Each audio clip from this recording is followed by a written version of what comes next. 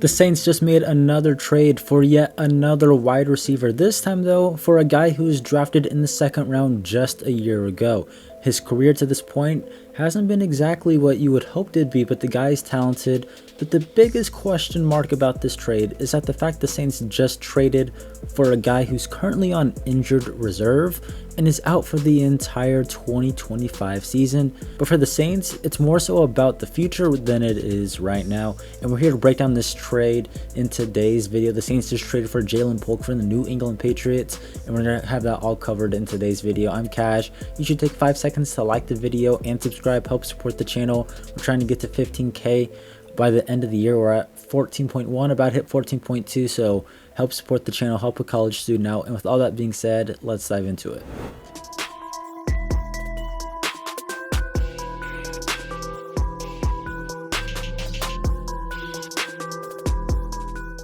So the Saints just made yet another trade. They've been very active as of recently when it comes to making trades. They traded for Devon Vele recently from the Denver Broncos. They traded for Asim Richards, the offensive lineman from the Dallas Cowboys. And now they traded for wide receiver Ja'Lynn Polk, who was just a second round pick wide receiver a year ago from the New England Patriots.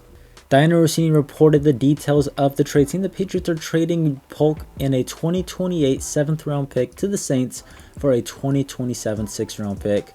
And Polk is currently on season-ending injured reserve, recovering from a shoulder injury which required surgery. So Polk is not going to play for the Saints this season, but he will play for the Saints in the future.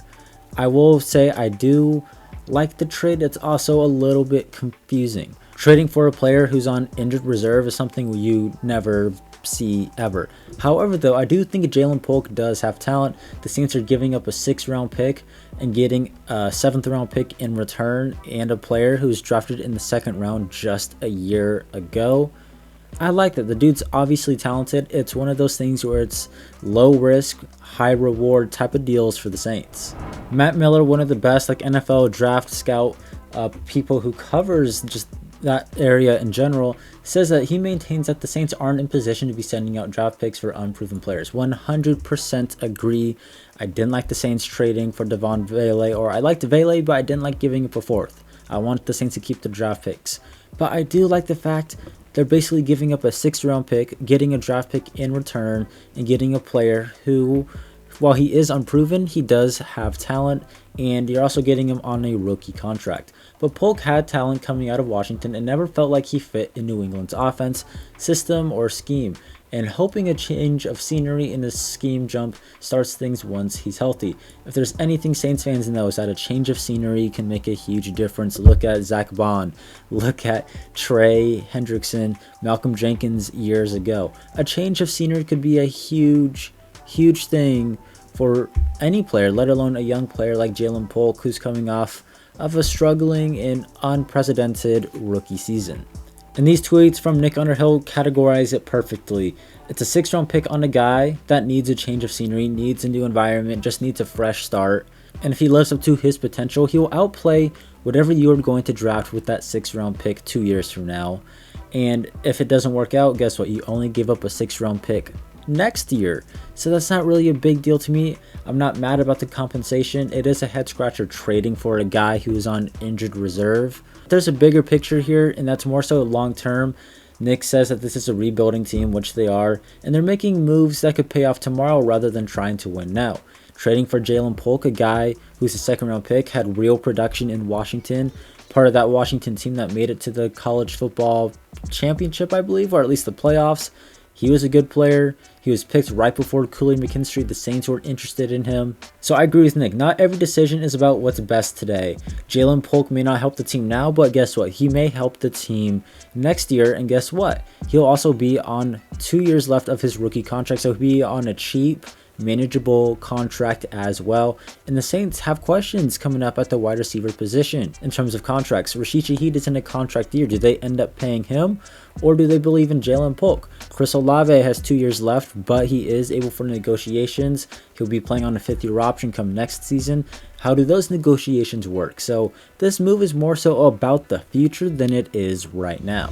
Looking at Ja'Lynn Polk's stats from his rookie season with New England, it was very underwhelming. Played 15 games, started 7 of them, 33 targets and only 12 receptions for 87 yards. That's not great production. 2 touchdowns though, 4 first downs. But yeah, this is not appealing at all. The dude is 6'1". He's a little bit bigger than Chris Olave. I wouldn't say he's a physical wide receiver, but I also wouldn't say he's a speedy, flashy guy either. He ran a 4.52 40-yard dash at the combine, so he's not a fast guy. He's not the biggest physical guy, but I do think he's a guy who can make contested catches and be a guy who helps out a young possible quarterback room as a guy who can make those tight window plays and receptions. But yeah, going back to his college days, real production. His final year at Washington, playing with Michael Penix, 69 receptions. Nice. 1,100 yards, 9 touchdowns before that, 600 yards. So once he got to Washington, things started to look a lot better for him.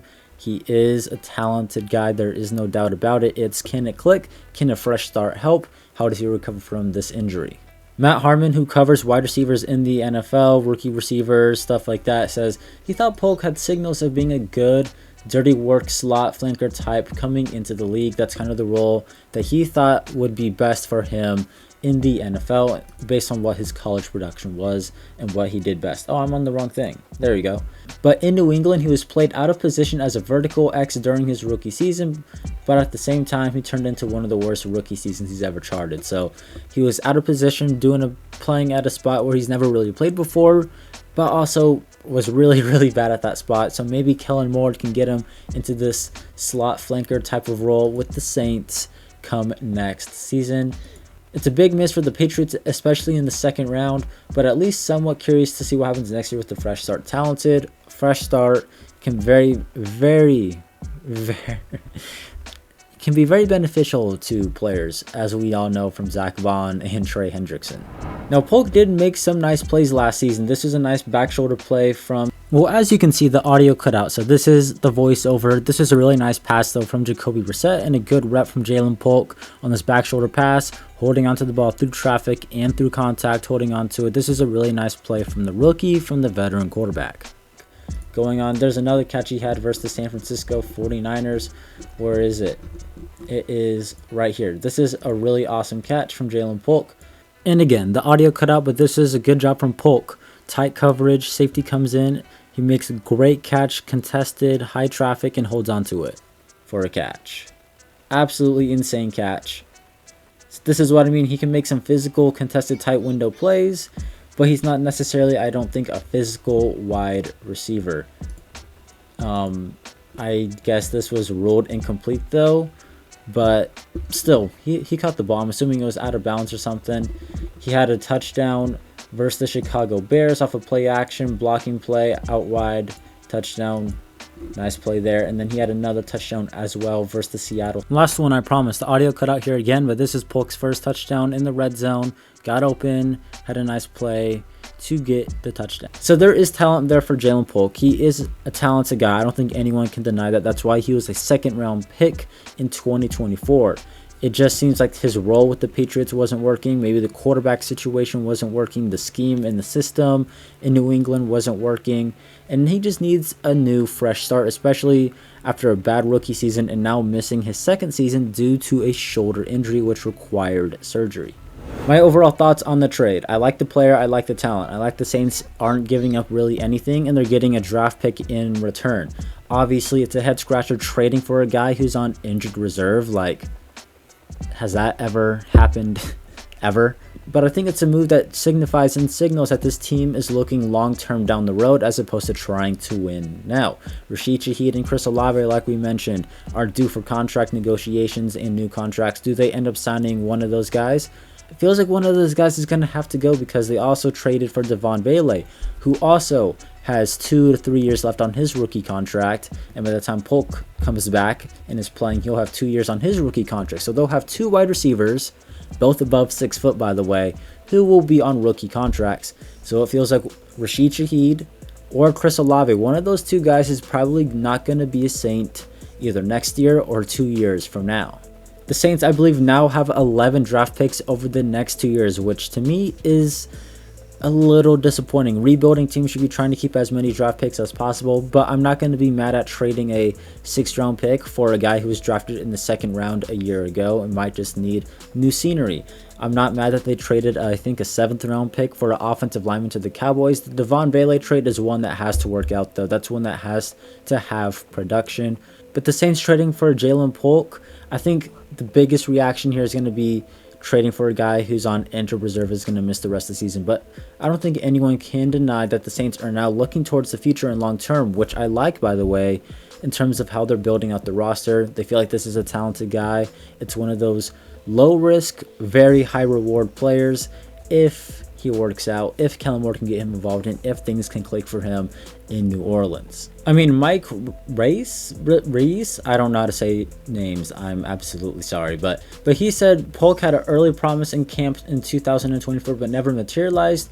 And when he didn't get his second foot down versus the Miami Dolphins in the end zone, I remember that play, everything just spiraled down from there. So he had a good camp coming in as a rookie, and things just kind of went downhill. It seems like he had a fast start, and then things just didn't work out going on from there. That does it for this video. Let me know down in the comments what you make of the trade. Do you like it? Do you not like it? Are you pissed that they traded for a guy who's not going to play this year? I would understand it, but I understand the thinking of where the Saints are coming from. So let me know down in the comments below. Make sure to like the video and subscribe. We'll be live for tomorrow's game versus the 49ers, so make sure to tune into that. And I'm Cash. I'll catch you next time. Have a good one.